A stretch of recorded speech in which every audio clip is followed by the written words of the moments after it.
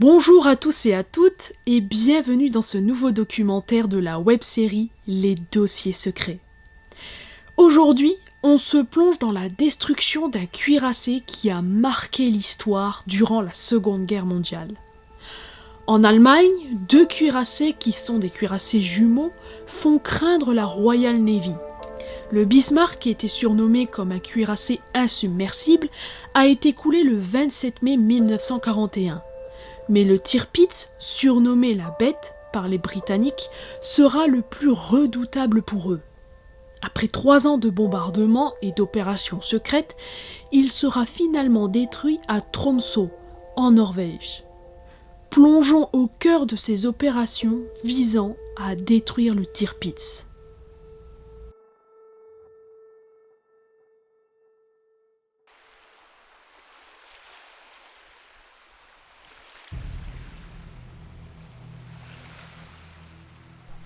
Le Tirpitz, le navire craint par les Alliés. Les marins norvégiens l'appellent la Reine solitaire du Nord, et Winston Churchill, quant à lui, l'appelle la Bête. C'est en janvier 1942, en plein cœur de la bataille de l'Atlantique, que le Premier ministre britannique dit « Est-il bien nécessaire de désigner à chaque message le Tirpitz sous le nom d'Amiral von Tirpitz ? La Bête lui sied infiniment mieux. » Le Tirpitz est le navire jumeau du Bismarck, coulé le 27 mai 1941 par la Royal Navy au large des côtes françaises. Il est mis en service au cours du mois de février 1941, est long de 251 mètres et large de 36 mètres. Au total, il fait 52 600 tonnes. Il peut atteindre 31 nœuds et son armement est plus ou moins impressionnant. Il a 4 tourelles de 8 pièces de 380 mm, dont les obus ont une portée de 36,5 km, et bénéficie des meilleurs instruments de visée.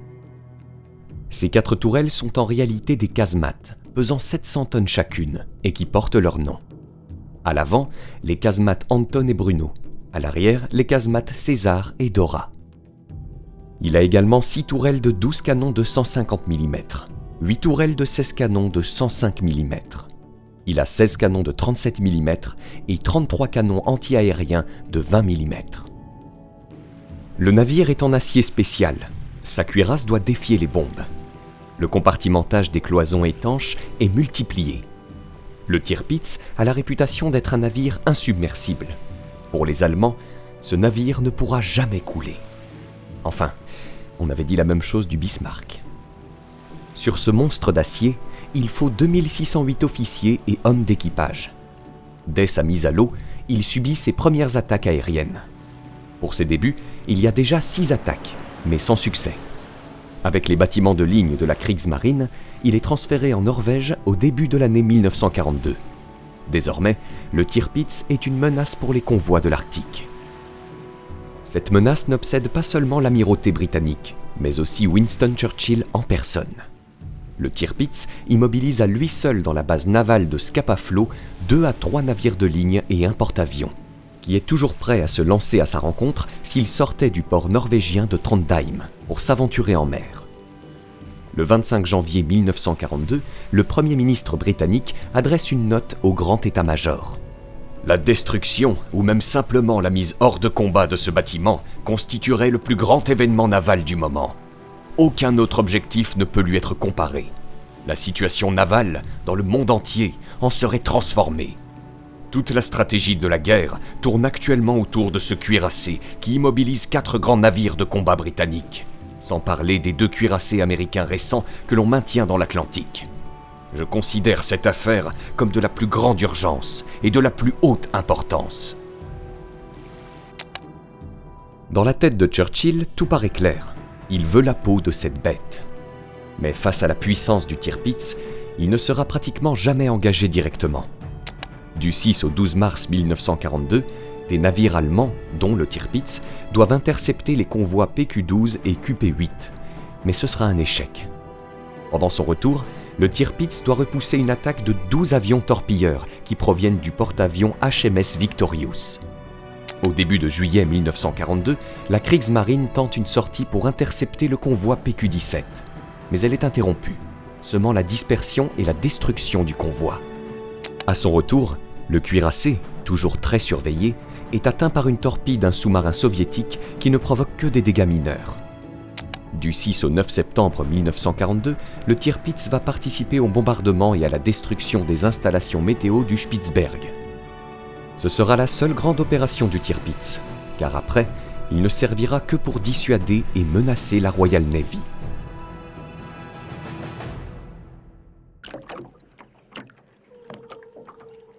Au fond de son fjord, il est camouflé par d'épais nuages de brouillard artificiel dès qu'un danger approche. Bien qu'il soit camouflé, les attaques aériennes continuent. Rien qu'en 1942, 6 attaques ont lieu contre le Tirpitz, mais sans le moindre résultat. La Luftwaffe intervient elle aussi pour défendre le cuirassé. Elle va abattre 15 appareils, dont 5 bombardiers Halifax au cours de ces attaques. Le Tirpitz est très fortement défendu. Il faut donc changer de stratégie pour surprendre la bête dans son antre, comme l'ont fait les nageurs de combat italiens en décembre 1941 dans la rade d'Alexandrie. Les Britanniques vont donc s'inspirer de cette opération pour concevoir l'opération Source. La Navy vient tout juste d'inventer un sous-marin de poche, dit de classe X, qui mesure 16 mètres de long pour un diamètre de 1,65 mètres et qui pèse un peu moins de 30 tonnes. Il a un moteur diesel en surface pouvant aller jusqu'à 6 nœuds et un moteur électrique en plongée qui peut aller jusqu'à 4,5 nœuds. Il est armé de 2 lourdes charges latérales qui peuvent être détachables, contenant 2 tonnes d'explosifs chacune. L'équipage se compose de 4 hommes, dont l'un est un plongeur qui peut s'extraire par un sas minuscule qui est surnommé Wet and Dry. Sur les plans, ce sous-marin de poche est prometteur, mais en vérité, il révèle au fur et à mesure des essais beaucoup de faiblesses. L'eau a tendance à s'infiltrer, et à l'intérieur, les hommes peuvent à peine bouger. Pour le recrutement, l'amiral Horton, le commandant des sous-marins britanniques, dira qu'il faut des volontaires pour une opération hasardeuse. Les 11 et 12 septembre 1943, 6 de ces sous-marins de poche, du X5 au X10, prennent la mer au départ du Loch Cairnbone, au nord de l'Écosse. Ils sont remorqués en plongée par des sous-marins conventionnels et auront pour objectif de détruire le Tirpitz, le Scharnhorst et le Lutzow. La traversée est plus qu'éprouvante. Les câbles de remorquage se détachent, voire se rompent. Les avaries se multiplient et les voies d'eau sont permanentes. Le X9 se détache de son sous-marin tracteur et ne sera jamais retrouvé. Le X8 a tellement d'avaries qu'il est obligé de se saborder. Cependant, les autres sous-marins de poche atteignent la côte norvégienne le 20 septembre. L'opération Source peut enfin débuter. Les équipages d'attaque prennent place dans leurs sous-marins de poche et commencent à se diriger vers leurs objectifs. Au cours du trajet, le X5 disparaît à son tour avec à son bord son équipage de 4 hommes. Les X6 et X7 sont concentrés sur le Tirpitz, réussissent à franchir ses filets de protection le 22 septembre 1943 et parviennent à placer leur charge sous la coque. Ne réussissant pas à faire demi-tour, ils sont obligés de refaire surface. Les gardes allemands les aperçoivent et font prisonniers les marins. L'équipage n'est même pas encore interrogé qu'une explosion retentit. 1400 tonnes d'eau s'engouffrent dans une longue déchirure sur la quille à bâbord.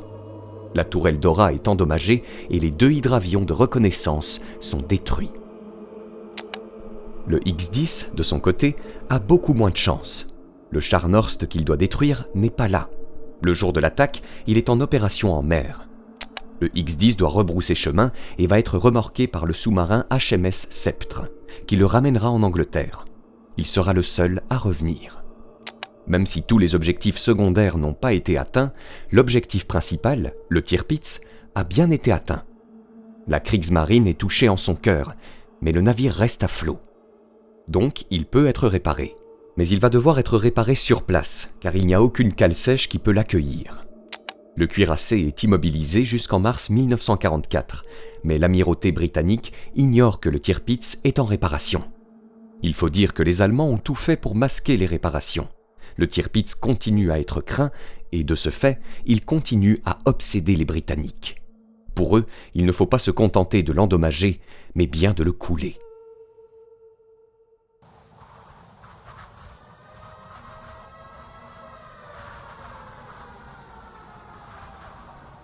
En février 1944, une nouvelle attaque aérienne a lieu, mais encore une fois, elle est sans résultat. Cette fois, c'est l'aviation soviétique qui s'y met. mais beaucoup de ces appareils sont abattus.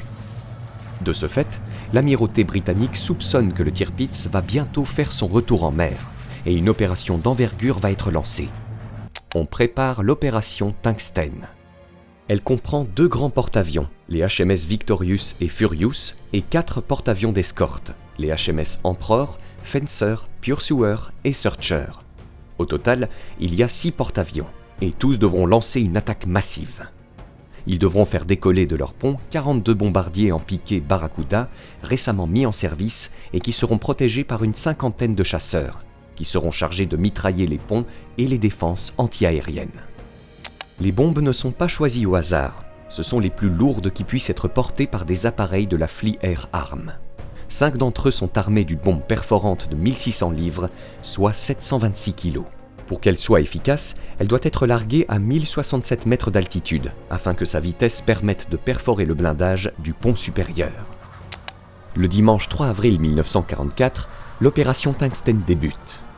Les Barracuda attaquent en 2 vagues. À minuit 29, la première vague décolle, et la seconde s'élance à son tour à 6h36 du matin, juste après que les chasseurs Wildcat et Hellcat eurent attaqué les superstructures du cuirassé. 14 bombes atteignent leur cible, mais aucune ne transperce le blindage. Le Tirpitz est dans un piteux état, mais il reste à flot. Du côté allemand, on dénombre la perte de 122 marins et 316 blessés, dont beaucoup sont grièvement blessés. Les Britanniques, quant à eux, perdent 3 Barracuda et 1 Hellcat. Le roi adresse ses félicitations au premier lord de l'amirauté, mais les Britanniques s'aperçoivent que les bombes de l'aéronaval ne suffiront pas à détruire ce cuirassé, devenu pour eux la bête. L'amiral Dönitz, commandant suprême de la Kriegsmarine, comprend que le Tirpitz ne pourra plus jamais participer à une opération, ni même rentrer en Allemagne, mais il veut continuer à entretenir le mythe de ce cuirassé. Durant le printemps et l'été 1944, les attaques aériennes continuent et 2 bombes atteignent la bête le 24 août, mais toujours sans résultat. C'est pendant une guerre qu'on peut voir la conception d'armes plus redoutables. Comme les bombes conventionnelles ne sont pas assez puissantes, les ingénieurs de l'armement vont inventer la bombe Tall Boy, une bombe géante de 5,5 tonnes. Son poids, ajouté à sa vitesse, la fait s'enfoncer assez profondément dans le sol au lieu d'exploser à sa surface, ce qui va provoquer un effet sismique. Cette nouvelle bombe est destinée à détruire les forteresses de béton et peut également détruire un cuirassé. Mais aucun bombardier de l'aéronaval ne peut emporter un tel monstre. Seul le bombardier lourd Lancaster en est capable, et c'est donc à la RAF de prendre en charge cette mission.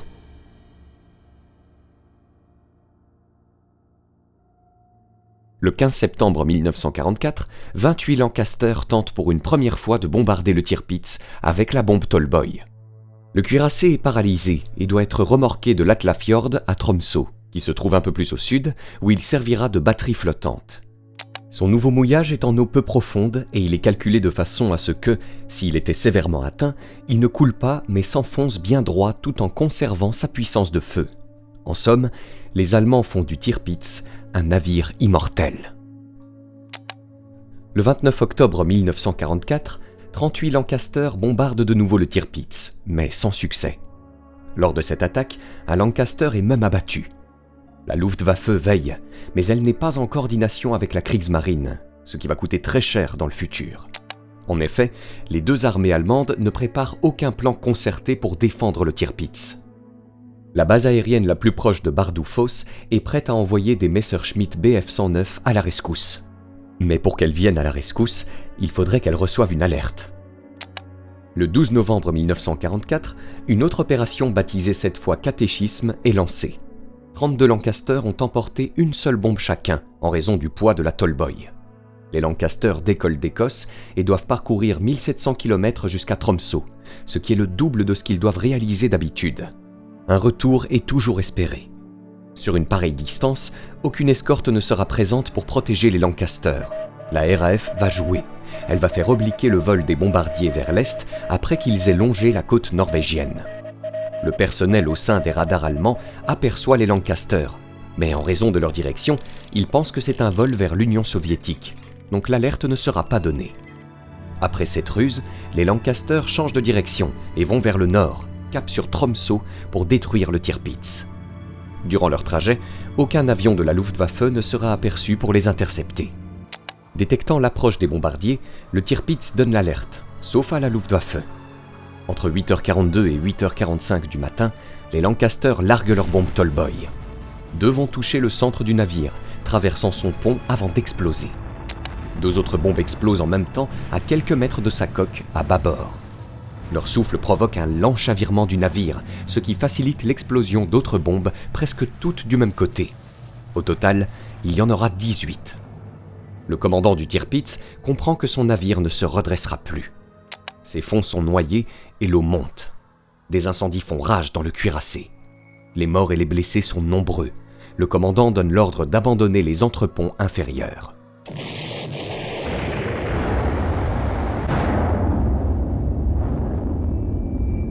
À 9h50, une explosion se fait entendre sur le Tirpitz. La soute à munitions vient d'exploser en projetant à 25 mètres en l'air la tourelle César. Le cuirassé penche désormais à 90 degrés. L'ordre d'abandon général est donné, mais il est donné trop tard.